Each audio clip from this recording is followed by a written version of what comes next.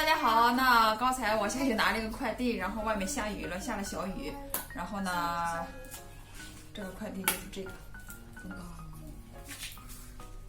这个是个扩音器吗？麦克风。这是一个麦克风，博雅的 MM1。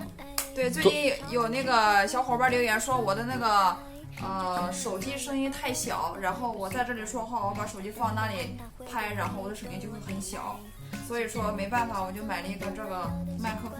哎呦，还有一个小伙伴，就是那个看他的视频，以为他的耳机都坏了。对，他说阿姨，我看你的视频，我都把我的那个声音调到最大，然后我就买了一个这个，反正不买不行了，实在是。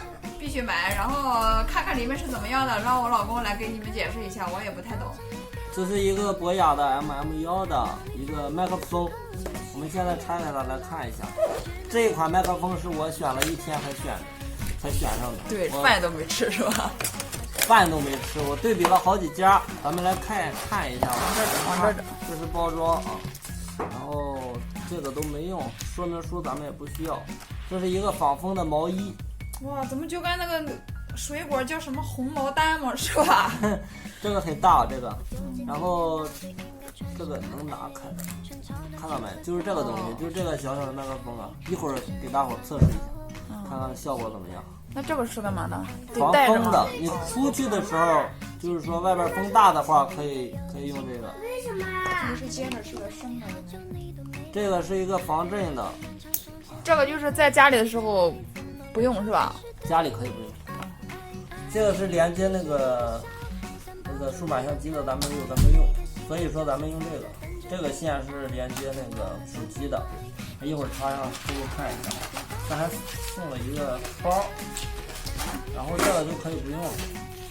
来，现在咱们插上吧，插上用一下，试试感受一下。行。它这个麦克风必须得用第三方的摄像软件才可以，所以说我们用这个。直接用这个拍。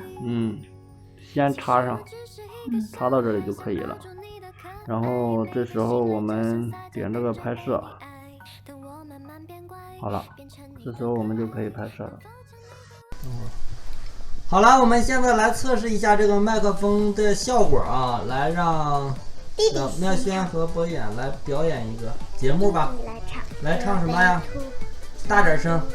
小白兔白又白，小只耳朵出起来，爱吃萝卜爱吃菜不吃不知道了呗。到你了。